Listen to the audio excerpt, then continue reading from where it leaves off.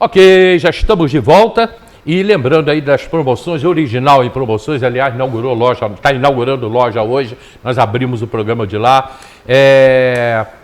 O Oliveirão com ofertas de carne, ofertas no Super Gasbras, os parceiros aqui do programa El Carrazena, todo mundo com ofertas para hoje, sexta-feira.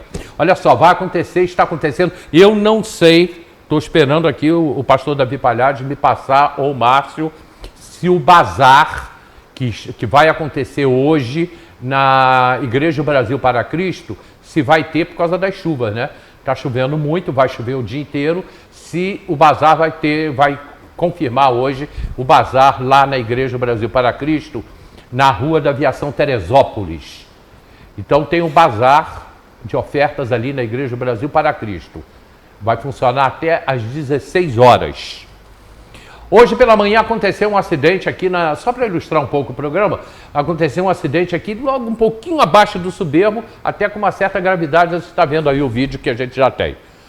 O caminhão, pessoal, ele capotou, ele virou ali, é um pouco abaixo do Soberbo, né? E com duas pessoas feridas, uma foi levada para o hospital, a outra, até às 10 horas da manhã, não tinha sido retirado ainda, mas já soube que foi retirado, já foi levado também para o HCT. Você pode ver que você é abaixo do Soberbo, é ali colado no Soberbo. Deve ter perdido o freio. Ele deve ter perdido o freio. Aliás, essa serra nossa, ela continua perigosa, né? O segredo, qualquer situação de trânsito, o perigo ele é diretamente proporcional à velocidade. Quanto mais rápido você anda, maior o risco e o perigo que você tem. Então, assim, o traçado da nossa estrada, tem até um documentário, eu acho, que conta a história da serra, né, como foi feito, que ela veio de baixo, sendo construída, e de cima, né? E houve um erro lá no topógrafo que não encaixou. Então, aquela descida ali do Garrafão foi uma correção. Ganhou até prêmio de engenharia, aquela correção e tal. Então, assim, a estrada ela tem tá bem cuidada, né? Manutenção permanente. Né? E a pessoa tem trechos que dá para ganhar velocidade ali. E é intenso, né? E é bastante intenso. Então, tem que tomar cuidado. Quem não conhece a estrada, ou por exemplo, quem vem de muito longe, né? Vem de Leopoldina, vem da Bahia, né? E chega ali, vem subindo, passa no Prata, sobe o Vale da Revolta, que é lento. Aí passa na represa do Jacarandá, né? Não, já ali no...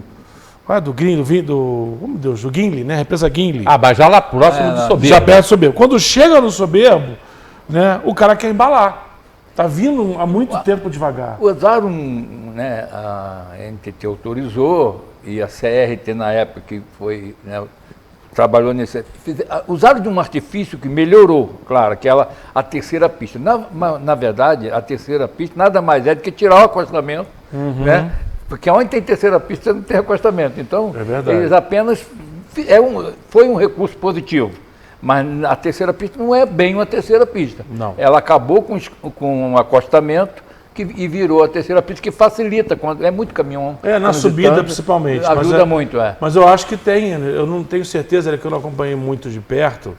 Na época, teve várias audiências sobre a mudança do pedágio, ia trazer o pedágio mais para cá, mas ia diminuir o valor do pedágio também e tal.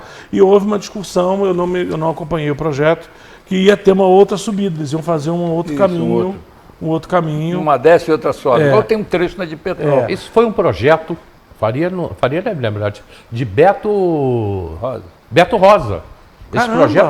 Esse projeto... Isso foi estudado para passar por Guapimirim. Esse projeto é do vereador Beto Rosa, Carlos Roberto da Rosa, já falecido. Caramba! Lá do Alto, ele tem esse projeto, a estrada entraria em Guapimirim, agora eu não sei exatamente o trajeto, e sairia no Meudon. Gente, que legal. Esse projeto existe, esse projeto.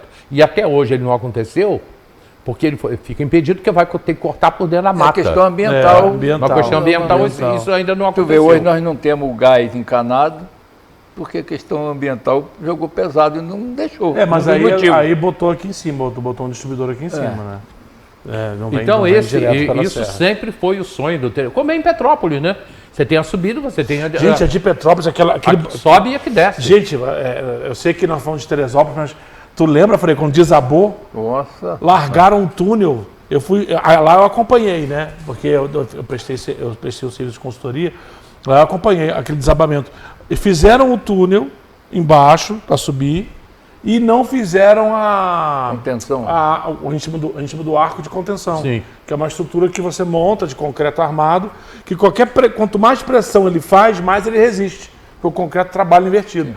E aí foi infiltrando, foi passando um tempo, um bairro desabou. Quase chegando no Bingen, um bairro desabou. É quase um terremoto. Você imagina que loucura. Tem a sua casa há anos ali, a casa desaba, engolida pelo chão. É porque Petrópolis subiu muito mais do que Teresópolis, né? Sim. Os bairros lá... A topografia lá, Petrópolis é uma cidade muito complicada topograficamente, tá? Você pode ver que Petrópolis não tem uma reta como a gente tem. A gente tem um platôzão. Eles não têm. Lá não tem. Lá não tem. Mas a grande pergunta é o seguinte, sobre essa nossa estrada, é por isso que eu levantei essa questão, que essa semana a gente falou disso, que mais um acidente aconteceu ali na estrada na Fonte Santa, mais um atropelamento, e isso tem sido continuadamente, esses atropelamentos, e as imagens que a gente recebeu aqui desse atropelamento que aconteceu na Fonte Santa, você só vê o farol dos carros. Fonte Santa e Quinta Lebrão, Vale da Revolta. Está sem iluminação. Esse trecho entre o Soberbo, até eu nem digo do Soberbo, né? Podia ser um pouco mais, um pouco menos. São 6 quilômetros, 7 quilômetros do Soberbo até o Vale da Revolta. Uhum. Esse trecho, a partir do Vale da Revolta, a partir do Parque dos Três Picos. Da entrada dos Três Picos ali. Até o final, quase, até... Holiday. Não, passando, até o Peão. Esse trecho não deveria ser iluminado? A pergunta está na concessão? Não, mas isso aí deveria, se não faz, um deputado federal, que aí é a função deles, e é deles mesmo essa, não é possível você privatizar uma estrada e que na lei não obrigue sinal de celular em toda a extensão. Tem que ter, as empresas vão ter que fazer parte, ou vão ter que ser contratadas a fazer ator, tem que ter. E iluminação, é como botar o asfalto, é como pintar, é como manter ela em condições. As condições dessas estradas privatizadas, pelo preço do pedágio, essas duas coisas não podem deixar de ter. Entre as outras, duas não podem deixar de ter. Sinal de telefone em toda a sua extensão e iluminação. Iluminação não é conforto, iluminação é segurança. Eu não sei, eu queria até perguntar para os espectadores se alguém tem essa informação. A RJ 116, que liga Itaboraí até Nova Friburgo, que é estadual, ela é toda iluminada? Não sei também. Eu não sei, se alguém souber, né, porque é só a gente pegar o contrato de concessão e ver sim, de concessão. Do posto de modelo até a fábrica de cerveja não é. Pois é, totalmente não. Não. Mas eu queria ver.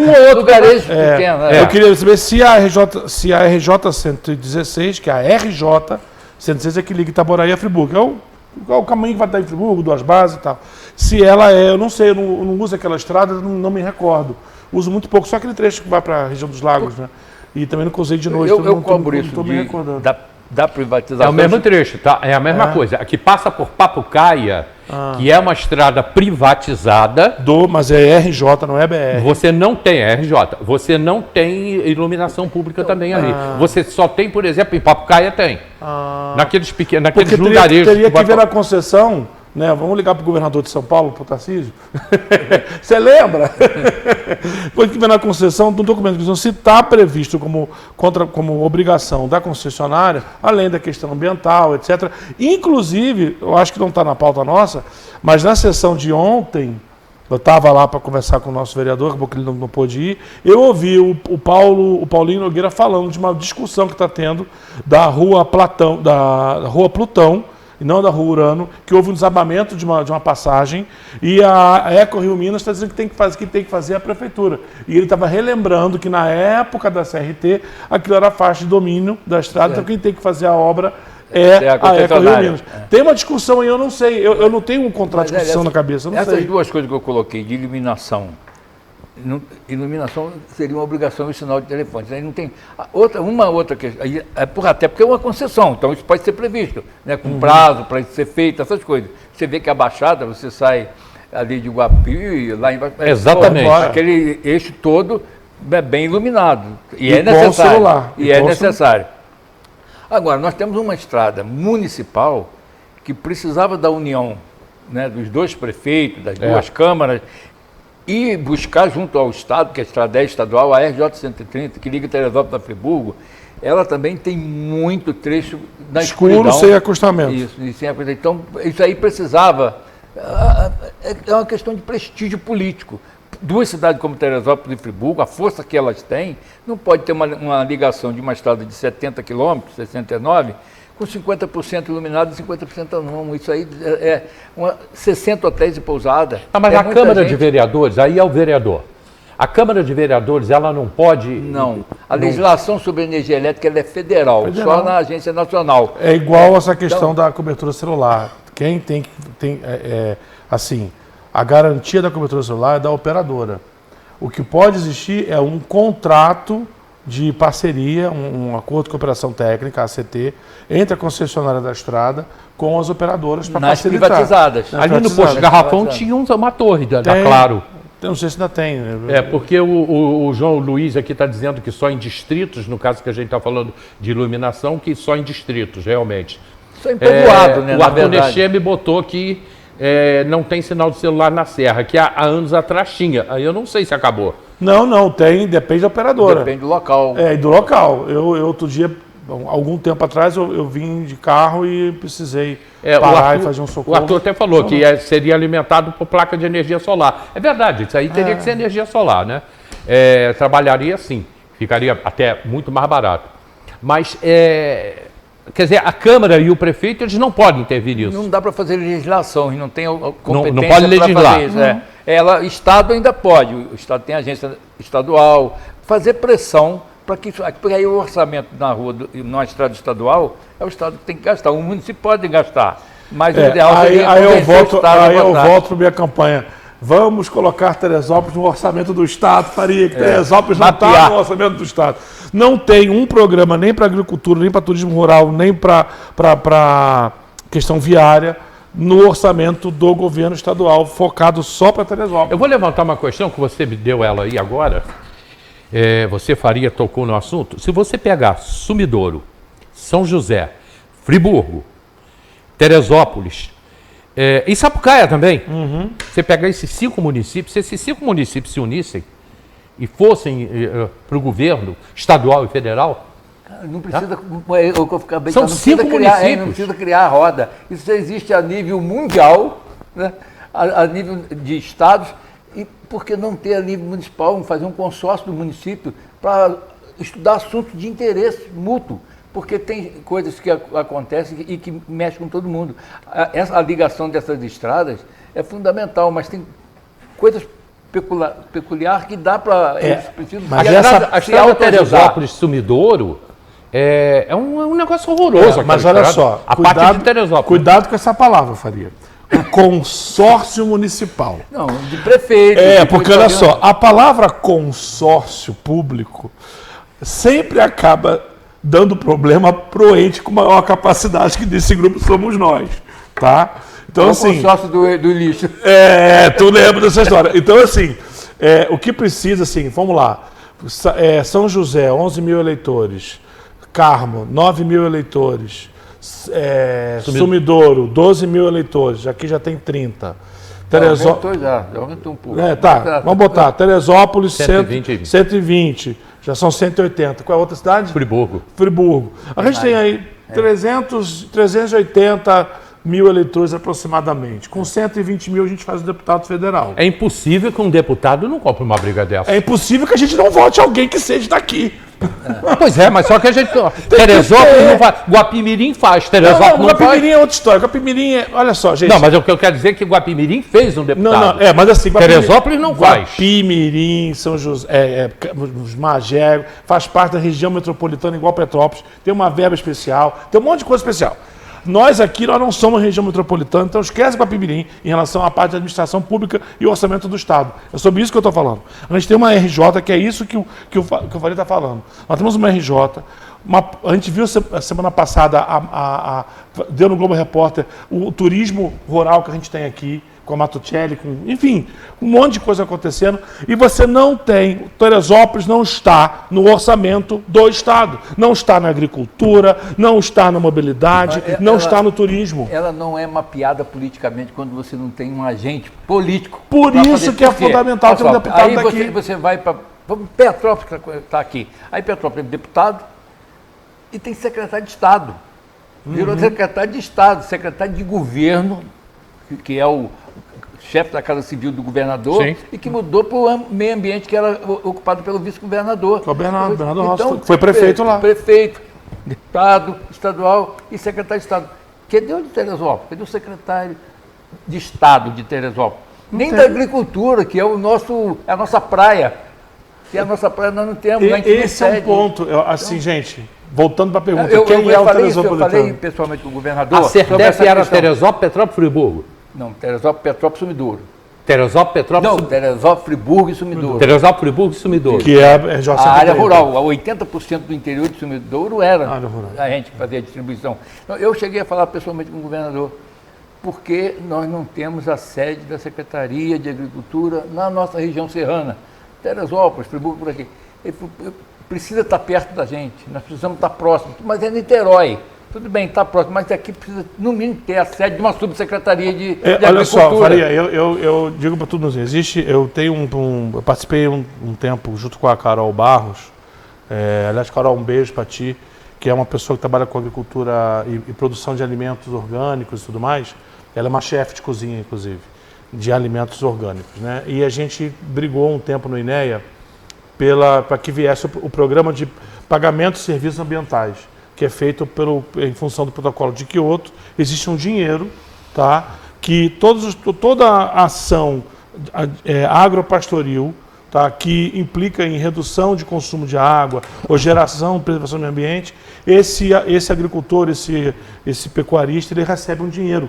Financiamento, dinheiro mesmo, não é financiamento não, é dinheiro. Estou pagando você por serviço ambiental. Tem várias modalidades. Acontece em toda a região do Rio de Janeiro, em especial Itaperuna, Natividade, e não tem aqui. A gente não tem aqui que é o Plano Nacional, é o Programa de Amigos, Programa de Águas da Mata Atlântica, entendeu? A gente não tem aqui. Então, assim, o que significa isso? E aí volta de novo o que eu falei, seu voto não é bosta e urna não é privada. A gente precisa, se juntar. A gente perdeu uma coisa muito importante. A feira do produtor rural que acontecia no nosso parque municipal. Porque a gente cria identidade com alguma coisa. A nossa produção de alguns... Por exemplo, você passa lá em Casimiro de Abreu, é tudo da banana. Você passa em Rio Bonito, é suco de milho, é papa de milho, é bolo de milho, é empada de milho, é patê, tudo cria uma marca, cria uma. Então a gente precisava criar, e nós temos muita coisa para virar marca. Não é só alface, não é só o agrião. Então essa festa para a gente era uma organização agrícola, né, porque ela é uma festa que reunia os produtores rurais e mostrava a nossa produção. Ela deixando de existir é uma perca muito grande para a gente lá do interior. Nós perdemos muito por não ter a festa pelo menos uma vez por ano ali no Parque de Exposição. Perdemos muito, porque ali era uma exposição, era uma organização, os agricultores buscavam reivindicações ao Poder Executivo do Estado e do município, e a gente perdeu essa chance, perdeu essa porta de entrada para reivindicar. Ali é uma vitrine para o produtor rural. E a gente precisa resgatar isso, gente, porque, assim, Teresópolis... A festa do produtor rural? A festa do produtor rural, a representatividade nossa de produção do interior, de saber dos alunos do município, saberem, da área urbana, saberem o que eles fazem lá no interior, o que a gente produz. A gente vai, é pequenininho, mas é carinhoso. Você vai na festa da Polcã ali em Pessegueiro, é uma criação, é uma imagem que tem ali, que é legal. Eu sempre que tem, eu vou e eles continuam tentando manter, né, daquela forma, com showzinho, tomando chopp de pulcão, batida e daí, vai fazer o quê? Eu vou lá, não fui ainda não. Eu fui na festa do Pocã, 2 anos atrás. Aí aquele dia você caiu, não sei se a palavra não, de gaiato, né? Não é na excursão que eu fiz, não é na aventura que eu passei, não. Eu fiquei ali o dia inteiro, praticamente. Eu fui na festa do Pocã. A gente se viu lá. Eu fui na festa do Pocã. Agora a data... Aí cheguei lá, eu fui para comprar doce de Pocã. Eu não consigo fazer doce de Pocã. Nunca vi. Tá? Eu adoro, eu gosto de doce de Pocã. Cheguei lá no dia 12 de Pocã, na festa do Pocã. Mas porque falei, tinha acabado ou porque não fizeram? Não, porque não fizeram. A moça até falou, esse ano a gente não fez. Eu também Só que foi a volta. Pocã. Foi a volta da festa do Pocã, né? Lá no Ikei Clube. Reedição, né? A reedição, por causa da pandemia. O João Luiz botou aqui, faria qual a possibilidade do prédio da Sertep virar uma subprefeitura? Segura. Bicho Carlos Silva, muitos candidatos de fora que muitas vezes a gente nem conhece, vêm e levam muitos votos. Na igreja a gente aconselha sempre aos irmãos apoiar os candidatos da cidade, principalmente deputados que abraçam a nossa terra, a nossa gente. O João Luiz voltou, saudade das feiras, e o bispo continua aqui, Água Quente, região de Bom Sucesso, merece uma subprefeitura ou um ponto administrativo. A gente já falou muitas vezes disso aqui, mas ele falou do prédio da Sertep. Respondendo a essa pergunta, a gente fez uma reunião com o ex-prefeito no local lá do prédio, né? Ele mostrou interessado, mas não avançou, não andou. Ele falou em breve. O prefeito atual, Leonardo Vasconcelos... Você já ouviu dele o em breve. Aí o Léo já conversou com a gente, né, com essa possibilidade de utilizar o prédio. A conotação de subprefeitura seria o ideal, mas talvez não tenha essa conotação, seria um centro administrativo, que tenha o mesmo objetivo. Ele falou isso. E que faça ali uma coisa que é uma extensão da prefeitura. O interior precisa muito disso, né, de ter uma extensão da prefeitura para cuidar da questão de educação, de saúde, de meio ambiente, da agricultura. A gente tem uma questão de tributação séria. O Fabinho trouxe para a gente uma questão lá na região de Água Quente e Volta do Peão, porque aconteceu um período, alguma coisa rolou, que eu não sei ainda bem o que é, vou estar com o Fabinho para ver, que o pessoal começou a registrar as firmas em São José e Sumidouro. E o empreendimento é em Teresópolis. Mas a empresa pode ser fora. E aí, porque era mais rápido. Essa briga é igual o Deus de Deus. Que é só que é Teresópolis. Então, assim, a gente tem. Existe algumas ações, por exemplo, que eu conversei com o Fabinho na época, né? A gente vai tocar isso mais para frente agora. Para poder a gente sentar com os contadores. O Leonardo fez isso agora. Fez uma parceria com a Associação de Contadores, para a gente ver um jeito de regularizar vários empreendimentos que tem lá no 2º Distrito, que estão registrados como empresas de Sapucaí e Sumidouro, de São José, né, para registrar para cá. E parece que na época, até o imposto recolhido lá, o ISQN lá, era mais alto do que aqui. Eu vivi uma discussão dessa, mas se eu não estou lembrando se foi Teresópolis ou Magé, que tinha 92 empresas num escritório de um contador que não era do município. Não era do município que ele administrava. E ele recolhia as guias para lá. Isso é uma distorção, né? Mas o caso que o Fabinho nos trouxe na época, parece que era simplesmente por causa disso, dessa ausência. De volta para cá. Dificuldade. Volta de Peão para cá são 72 quilômetros, né, velho? É a distância de Friburgo. O 2º Distrito, pela produção, pelo comércio que tem, precisa de ter um centro administrativo. Como o 3º Distrito precisa ter um centro administrativo. Isso vai ajudar muito a população a reivindicar, a ter assistência. Porque eu citava um exemplo lá do ex-prefeito, assim meio de uma maneira mais grosseira, mas era a maneira política de às vezes me reportar ao governo, de que até a Prata a gente tinha um prefeito ruim, mas da Prata para lá a gente não tinha prefeito.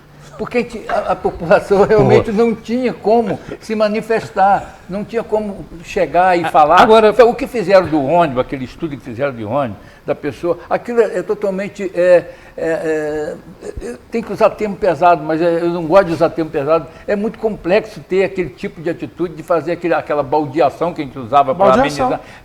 É horrível porque a pessoa que não conhece, que vive no gabinete, não sabe que a pessoa pegou o ônibus de Vieira, mas ele andou 3 quilômetros a pé. Saiu lá de Calado, chegou lá dos Canudos. O cara pegou o ônibus de Mota, mas ele saiu de lugar que não tem ônibus, que andou 3, 4 quilômetros e vai ter que andar de novo na volta, com o filho no colo ou com compra. Então, isso não é... Ainda chegar no meio do caminho... Tem que mudar de ônibus. Já é o sacrifício. Agora tem que trocar de ônibus. Eu aprendi uma coisa com o senador Cristóvão Buarque, lá em Brasília, que eu tenho ele como um...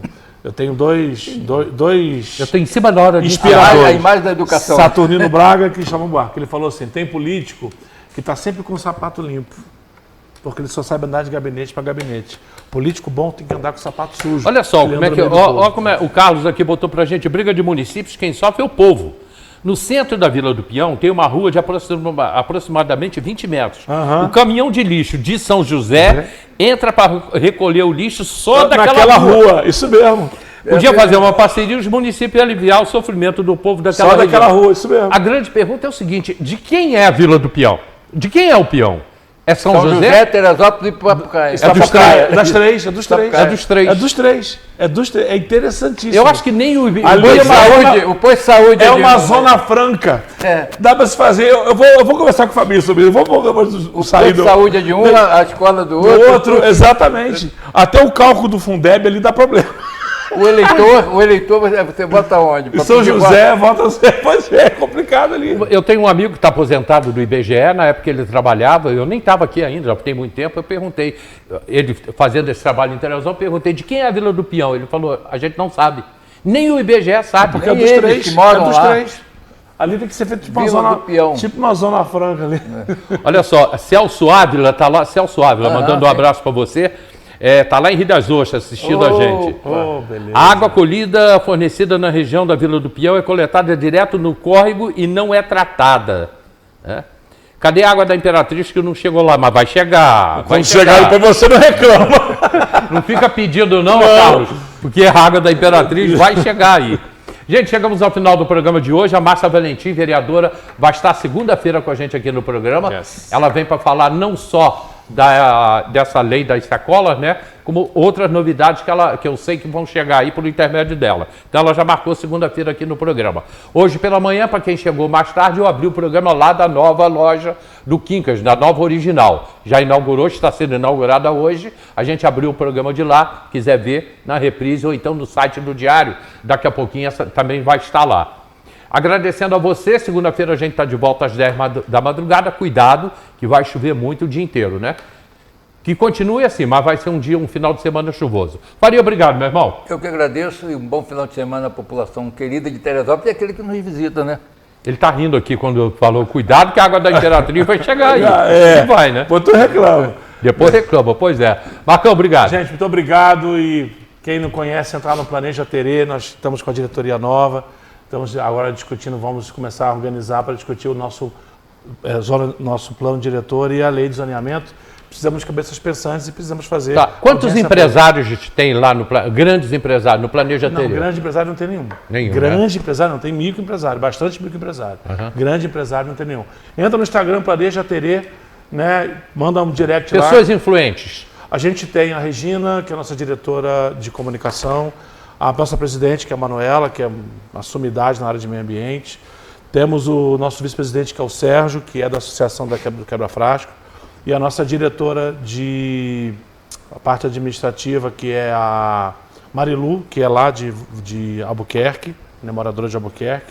Né, e a diretora financeira, que é a Renata, né, que é também de Quebra-Frasco. E aí nós temos 311, mais ou menos, eu sou do Conselho Fiscal, né, nós temos 311 ativos hoje, queremos chegar a 500 e queremos começar a fazer, como a gente sempre fazia, os grupos de trabalho. Então, nós queremos trabalhar com a questão da agricultura, é uma demanda que a gente tem internamente, mas nesse primeiro momento agora a gente quer discutir essa lei que liberou fábrica em qualquer lugar de Teresópolis, tá? E não fizeram audiência pública. E a questão aí do nosso reflorestamento. Teresópolis é uma cidade que, no último governo, aconteceu um absurdo. Eu quero, né? Alerta. Acabou meu tempo. Tá, absurdo. A prefeitura trocava retirada de árvore por apoio financeiro. E isso é ilegal na lei da Mata Atlântica. Olha aqui, mandando um abraço aí para o ex-prefeito Vinícius Clausen, que eu já não vejo há algum tempo. Ex-prefeito, né? Um grande abraço para você. Aparece aqui no programa qualquer dia para a gente fazer um bate-papo. Convidado aqui no programa Debates. O ex-prefeito Vinícius Clausen, empresário, né? Participar do programa aqui com a gente. Vem aí Marcelo Medeiros, o jornalismo, e fique com a gente durante toda a tarde. Amanhã, sábado, um bom sábado para você, um bom domingo. E até segunda, 10 da madrugada.